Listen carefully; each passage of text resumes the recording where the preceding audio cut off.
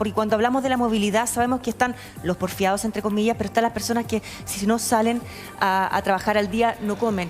Eso se conversó porque finalmente recién se está... Hoy tenemos esa luz verde para los 100.000 pesos, hasta los 100.000 pesos pensando en este salario de emergencia. Pero llega a las cuantas semanas de que tenemos la pandemia activa en Chile. A ver, Tonka, esto es bien difícil y le ha costado mucho a todos los países enfrentarlo.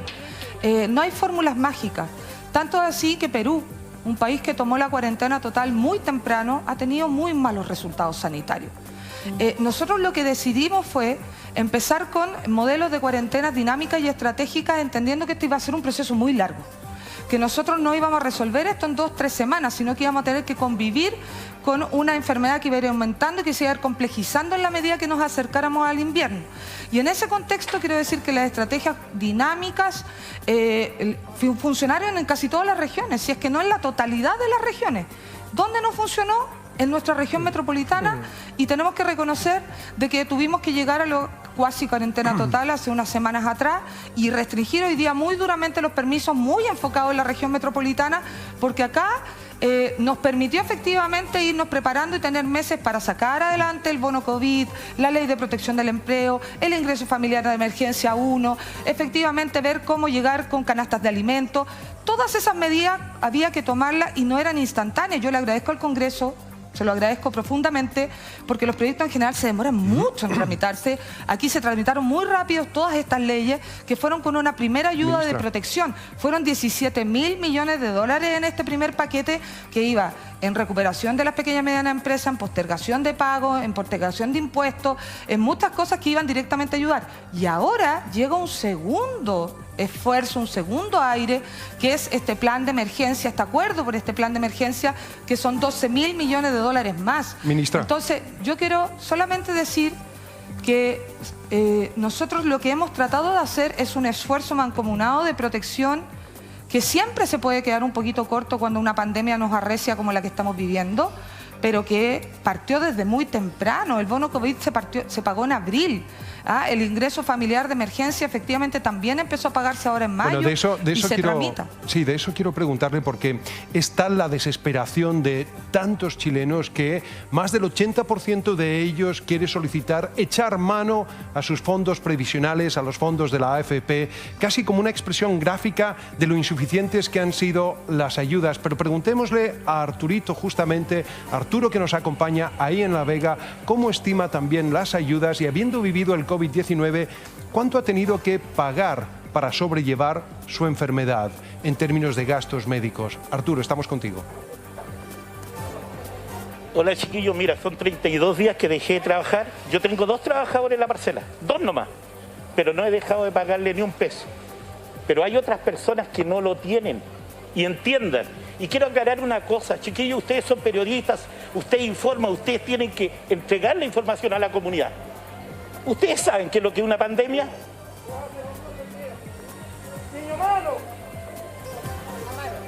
¿Amaro? Sí, o sea, uno sabe lo que es una pandemia en rigor de que, aunque no he vivido el COVID-19 en carne propia, uno lee no solamente lo que pasa en Chile, sino ve los efectos que tiene también en otros países ricos y pobres. Arturo. Por eso, pero la pandemia, más o menos el cálculo es que entre un 60 y un 90% de la gente se va a contaminar. Entonces, ¿qué es lo que hizo la autoridad? Y todos con sus errores, porque es una enfermedad que nadie la conoce. Hasta los primeros días de marzo nadie creía que iba a llegar a Chile. Acá en La Vega, la primera vez, el 5% empezó a usar mascarilla. No, si esta cuestión no es nada, es un resfrío más. Altas autoridades del mundo hablaban de que esto no era nada. Cuando tú no reeducáis al pueblo, cuando tú no reeducáis y a la larga las medidas restrictivas afectan al pueblo, al que tiene menos, es complicado. Claro que hemos cometido errores. Y yo creo que la ayuda que han dado, de alguna manera, tienen que ir paulatinamente porque no sabemos cuánto va a durar. Pero ¿sabes cuál es lo más complejo, yo creo? Y ahí yo pongo alianza con todos los alcaldes, los verdes, los colorados, los amarillos, los gordos, los flacos, es no haberle entregado la potestad a cada municipio para desarrollar un plan estratégico que conoce su población. A los dirigentes sociales. Si los expertos están en una oficina, pero el dirigente social conoce la realidad de su población, de su calle. Y ahí es donde tenemos que enganchar, porque esta enfermedad no la derrota Amaro, no la derrota Arturo Guerrero, no la derrota la vocera de gobierno, la derrotamos todos juntos. Y ahí hay una responsabilidad. Cuando uno toma una medida restringida, tiene que poner todos los recursos a disposición de esa gente que nada tiene. Mira, el hogar de Cristo, y te voy a dar un dato duro, cerró la hospedería para no contaminarse. Y yo te pregunto, Amaro, ¿y esa gente dónde está? La gente que tenemos acá afuera de calle, ¿dónde están? ¿No existe? ¿Te dais cuenta? Entonces, ¿Y cuidado dónde están, Arturo? con hacer puros números de una enfermedad. En la calle, pues, hijo. En la calle. ¿Y dónde van a estar si no tienen dónde dormir? ¿Y quién se está preocupando de ellos, Arturo? Nadie, pues, hijo. Si yo no he visto ni un programa que diga, ¿sabí? ¿Verdad? Pues esto existe, estos son seres humanos. Pero si nosotros, Nos preocupamos Arturo, de darle permiso y claro, no... son 15.000 personas que efectivamente están aproximadamente en situación de calle, algo que tocamos con cuando era el ministro de Desarrollo Social, Sichel, hace exactamente 2 meses y fracción. Constatamos el tema de también los campamentos como otro ítem de preocupación, pero particularmente la situación de calle, porque no es el único país, Chile, con personas que están en esa situación, y mostramos ejemplos de lo que se había hecho en otros países. Por eso llama la atención justamente que a estas alturas también todavía tengamos la interrogante de cómo lidiar y poder rescatar a esas personas que están en situación de calle. ¿Y por qué no le preguntamos a la vocera de gobierno qué se está haciendo hoy? A propósito del punto que toca Arturo sobre las personas con situación de calle, ministra, ¿y qué puede hacer también como voluntariado silencioso? Muchas personas que se movilizan también y lo están haciendo hoy para ayudar a otros chilenos. Sí, bueno, yo quiero saludar a Arturo. Yo sé que estuvo súper enfermo, Gracias, que lo pasó doctora. pésimo con el coronavirus. Habíamos hablado por teléfono con Arturo. Cuando me enteré, por este mismo programa, me enteré que estaba enfermo. Lo llamé, me dijo que se había sentido pésimo. Yo le dije que cómo no había avisado el pobre, si fuera, pero él ahí estuvo luchando y me alegra mucho que vuelva. Yo quiero poner, antes de hablar, que lo voy a hablar, Tonka, de situación de calle, poner el ejemplo de Arturo.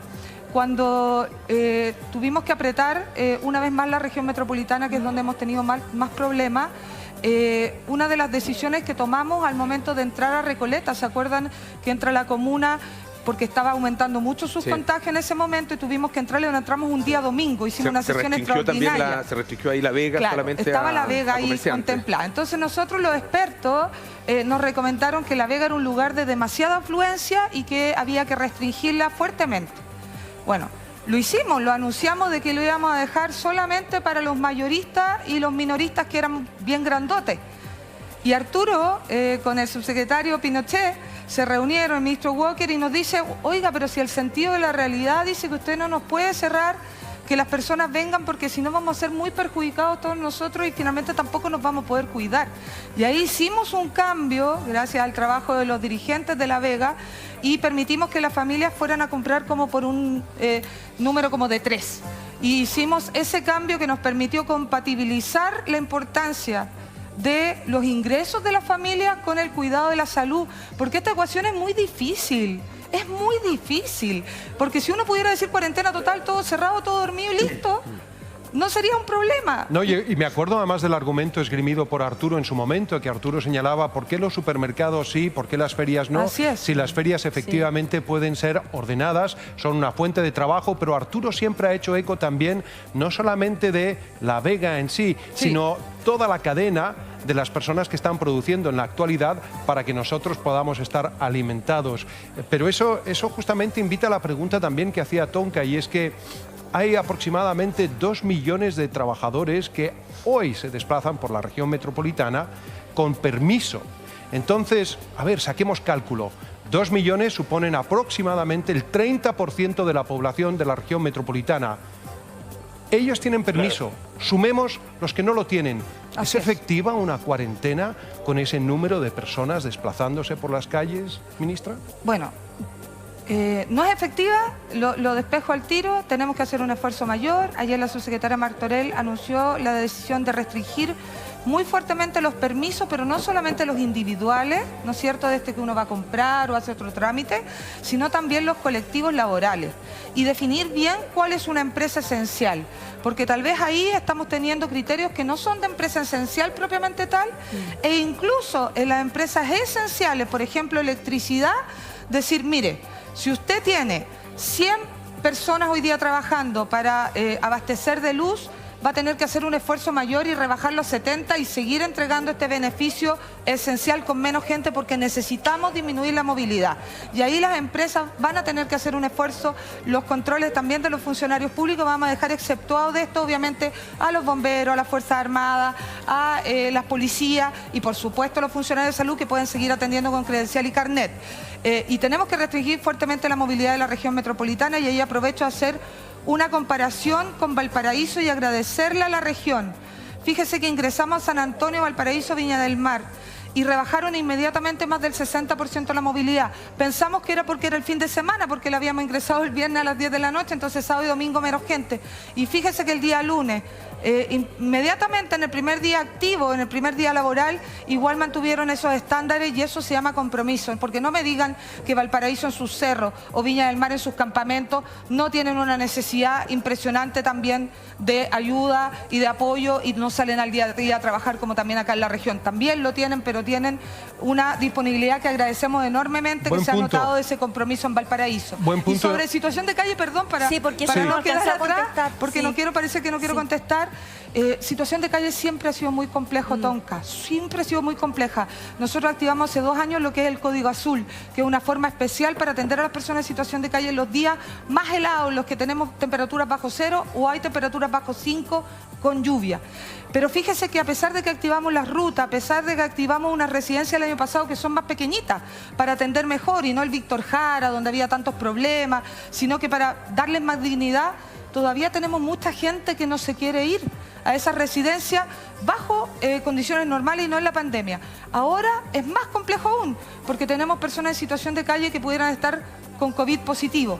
¿Qué creamos? Creamos residencias especiales y rutas especiales para personas en situación de calle COVID. Pero quiero reconocer que siempre es muy difícil, porque hay personas en situación de calle que su casa es ese lugar, y que se han establecido ahí, y que si bien hemos tratado de generar programas especiales, entregándoles una casa, porque finalmente sin vivienda primero, antes de decirle a usted rehabilítese del alcoholismo, de la drogadicción y qué sé yo, nosotros dijimos techo primero. Y eso partimos el año pasado y nos ha permitido reinsertar a varias personas en situación de calle en mejores condiciones. Pero no es la realidad, y no hemos logrado efectivamente todavía generar una estrategia tan eficiente que nos permita sacar a todas las personas en situación de calle de la misma calle. Le quiero